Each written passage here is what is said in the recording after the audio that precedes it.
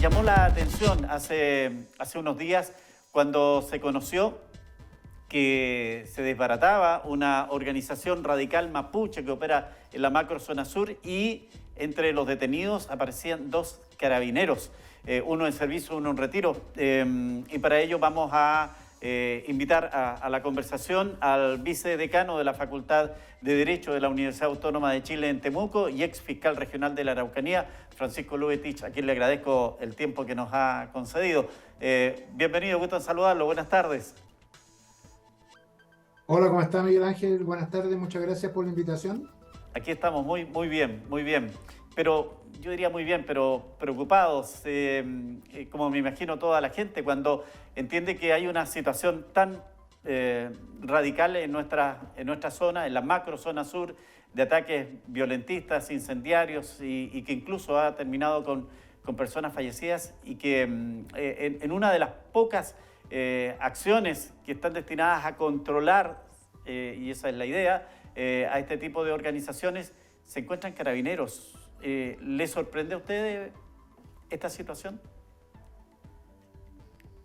Bueno, la verdad es que el tiempo ha indicado de que ninguna de estas cuestiones resulta sorpresiva porque corresponde a un desarrollo, voy a decirlo en estos términos, más bien natural. Es decir, cuando estamos en presencia de organizaciones criminales de cualquier naturaleza que sean, lo que tratan precisamente en uno de sus objetivos es de poder acceder a informaciones a través, ¿no es cierto?, de la captura de personas que eventualmente se las puedan proporcionar a fin de facilitar la comisión de hechos delictivos y en definitiva lograr la impunidad en los mismos.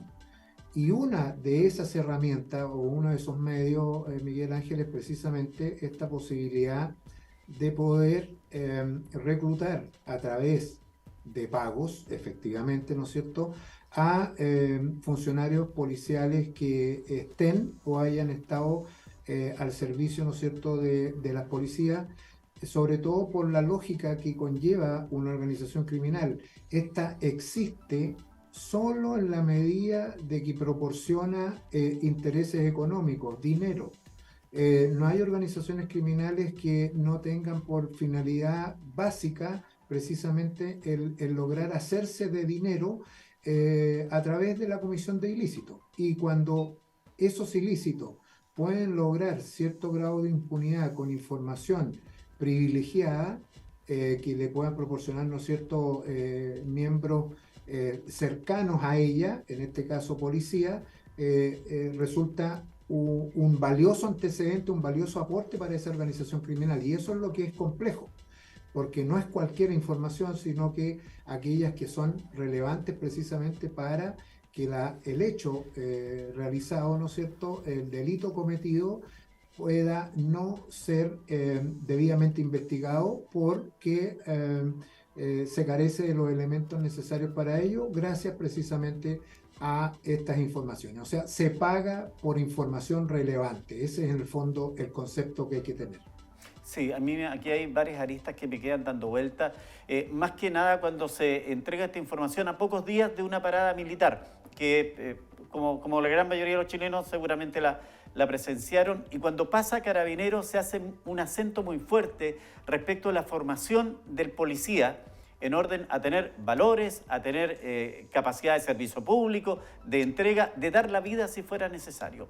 Entonces, yo no estoy diciendo que toda la institución pueda estar involucrada en estos hechos, pero ¿cómo queda ahí la instrucción, la educación que reciben los carabineros para, oiga, si en definitiva todos de pronto podemos ser tentados por el dinero, pero para ellos que cumplen una labor tan estratégica, caer en las redes de estos delincuentes? Bueno, y esa es la verdad, Miguel Ángel. De hecho, yo tengo la mejor opinión de ambas policías. No podría ser de otra forma. Las encuestas de percepción ciudadana siempre ubican a las policías en los primeros lugares de mayor reconocimiento ciudadano. Y es precisamente porque la gran mayoría de los hombres y mujeres que trabajan en ello cumplen Así a es. rajatabla con sus principios, con sus valores y deberes. Carabineros, no de ahora, sino que de hace mucho tiempo, para que la gente sepa, tiene un código de ética en donde informa no solamente para sus propios funcionarios, sino que también para cualquiera que quiera leer cuáles son esos principios institucionales, cuáles son los valores que cada uno de los carabineros, ¿no es cierto?, tiene que asumir y tiene que respetar. Y obviamente que dentro de ello está el de la honradez como un valor personal, digamos, que no es transable, y desde el punto de vista institucional, la probidad, que por lo demás está o debería estar presente, porque así lo dicen las leyes sobre la materia, en todos los funcionarios o servidores públicos. Entonces, cuando de pronto nos encontramos con algunos elementos que tienen eh, en el fondo en su quehacer eh, una renuncia a esos valores y a esos principios, lo que tiene que hacer el sistema es adoptar las medidas necesarias precisamente para resolver esos incumplimientos, y desde el punto de vista de las policías y en general en las instituciones que son jerarquizadas, esto de poder apartarlos, ¿no es cierto?, del servicio activo y sin perjuicio de las investigaciones, ¿no es cierto?, que lleve la Fiscalía por los delitos que eventualmente han cometido. Y creo que ese es el camino. Quiero también resaltar aquí, Miguel Ángel, Sí, una cuestión que no es menor, ¿ah? Uno de los funcionarios que se encontraba en servicio activo ahí en la ciudad de Curanilahue, ya era investigado por la propia institución así es. desde fines del 2021, inicio del 2022, incluso había dispuesto el traslado de ese funcionario a otra repartición en otra región del país, precisamente porque entendía que habían antecedentes que se habían investigado internamente y que podían, ¿no es cierto?, dar luces sin haber acreditado necesariamente, ¿no es cierto?, la comisión de hechos delictivos.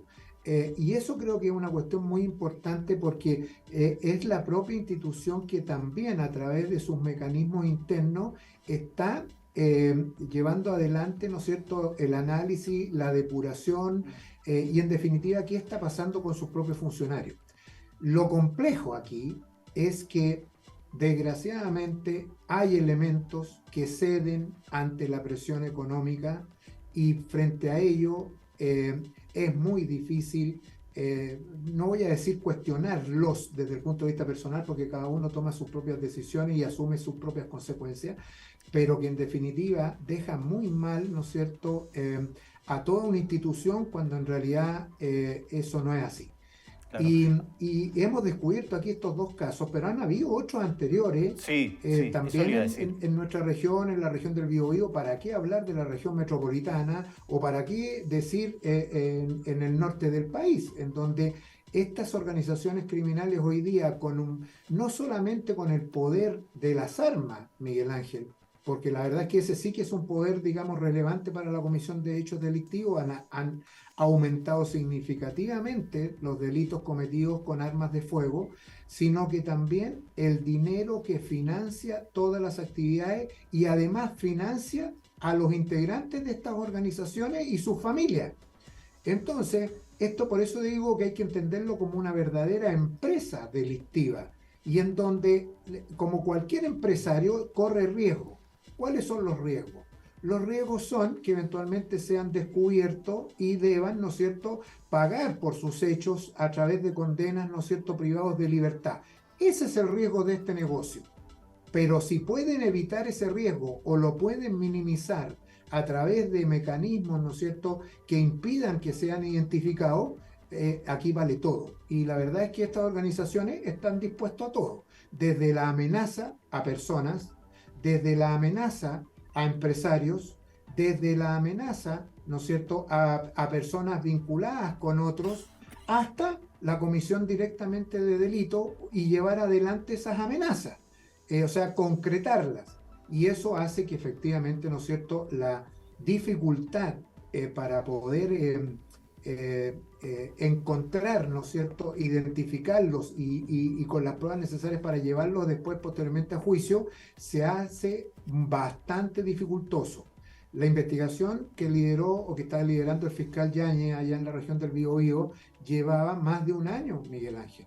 Y eso es lo que es por costumbre lo que demoran estas investigaciones, porque hay que unir elementos y hay que tenerlos a disposición del estándar probatorio de los tribunales. O sea, no son cualquier elemento de prueba, sino que tienen que ser aquellos que lleven a la convicción. Y eso es dificultoso. De allí la prudencia, la paciencia y la tranquilidad que necesitan las organizaciones, en este caso de persecución, que son la Fiscalía y las policías, para avanzar. Y que lenta pero progresivamente, al menos en la opinión que tengo y con los datos, ¿no es cierto?, aportados hasta ahora, en los últimos 2 años ha sido bastante significativa. El número de personas detenidas que se encuentran formalizadas y en prisión preventiva aumentó. Hay ahora seguimiento de los casos. Hay unión, Miguel Ángel, de situaciones ocurridas en distintos lugares y en donde eventualmente han participado las mismas personas o las armas que las llevan las personas, ¿no es cierto?, para los efectos de la comisión de estos hechos. Entonces, creo que hay avances, digamos, importantes desde el punto de vista tecnológico, desde el punto de vista investigativo y también en el manejo de la información que puede precisamente llevar a desbaratar estas organizaciones. Quiero aprovechar de consultarle de su mirada, de su experiencia como fiscal regional, en cuanto a la realidad delictual que hoy vive el país y particularmente la Araucanía o la macrozona sur. ¿Usted cree que estamos con los niveles de investigación, con los niveles de capacidad para enfrentar? Porque es evidente que es otro tipo de delito lo que estamos viviendo, que hay otras formas de operar en donde no solo las policías, sino también el Poder Judicial puede ser amenazado. ¿Se recuerda usted que hace un tiempo se encontró a un funcionario del Poder Judicial en Traiguén, en poder de armamento? Entonces, hay una infiltración en el sistema y estamos en condiciones de poder cortar eso hoy día. Bueno, yo creo de que, a ver, hay un dicho que la gente debería obviamente entenderlo porque es muy fácil, es muy frecuente: nadie está libre. Y nadie está libre de la corrupción. En este caso es la frase con la que uno debería terminar. Las corruptelas a todo nivel y de cualquier envergadura parten por estas lógicas de la amistad, que alguien conoce a alguien, que después ese alguien me comunica con otro y que en definitiva yo llego a la fuente de lo que necesito para los efectos de poder, ¿no es cierto?, desarrollar esta empresa delictual en la que o lidero o formo parte. Eso hoy, bueno, no lo digo yo, lo dicen las estadísticas, ha aumentado significativamente. La cantidad, Miguel Ángel, de homicidios que tenemos en el país hoy día es preocupante. Siempre hay homicidios en cualquier sociedad. Los que habían hace 10 años, voy a parcelarlo de esa manera históricamente, tenían una capacidad de ser esclarecido cercana al 100%. O sea, los homicidios eran el delito que más esclarecimiento presentaba, porque siempre habían testigos, habían huellas, habían elementos a partir de los cuales la policía y el Ministerio Público podían trabajar y llevar adelante, ¿no es cierto?, el esclarecimiento. Hoy, ese porcentaje está alteradísimo. ¿Y por qué? Porque hay un número muy relevante de homicidios, en el ejemplo, que no tienen ni siquiera pistas iniciales para partir. Es cosa de ver los homicidios de personas en vehículos, los homicidios por ajusticiamiento, los homicidios por acallamiento. Y esto, ¿qué es lo que se busca? Se busca precisamente generar temor en las personas, en aquellos que están eventualmente vinculados y que en definitiva a través del temor que provoca el arma y la muerte en definitiva o las heridas graves, de que la gente no colabore, no se involucre más allá. Y peor aún, aquellos que son víctimas tienen suficiente realidad de ser ellos la próxima víctima. O sea, la amenaza hoy día es posible de concretarla fácilmente precisamente por el poder de fuego. Entonces, ¿qué tenemos que hacer como sociedad? No cerrarnos los ojos porque esta es una realidad. Esto está en nuestro país y fuertemente ha sido presionado este aumento de delitos y de delitos infrecuentes, como el sicariato, como la muerte por encargo, ¿no es cierto? Que es la misma expresión, pero a través de otros mecanismos. ¿En qué sentido? Por la llegada de estas bandas, estas organizaciones criminales extranjeras, que han empezado a desarrollar sus actividades delictivas en países sudamericanos. ¿Y con qué propósito? De obtener los réditos financieros, Miguel Ángel, que les permitan seguir sustentando sus redes. Y estas ampliaciones, como cualquier empresa productiva, pero en que sus líderes principales se encuentran en los países de origen, ¿no es cierto? Ya sea encarcelados, administran desde las cárceles, o precisamente, ¿no es cierto?, radicados en algunas ciudades que están tomadas por la delincuencia organizada. La empresa del crimen. Exactamente, y eso Chile, durante mucho tiempo, todos habrán escuchado el comentario, nosotros parece que vivíamos en una isla frente a esto, vivíamos en una isla frente al narcotráfico. La verdad es que lo que más se sabía era que era un país que era de viaje, que por aquí pasaba la droga, que en definitiva seguía a otros países y a Europa. Sin embargo, hoy día la tenemos aquí muy fuertemente instalada, y es porque cuando se debieron adoptar las medidas preventivas hacia el futuro, siempre se pensó, es que no es para tanto, no es tan serio.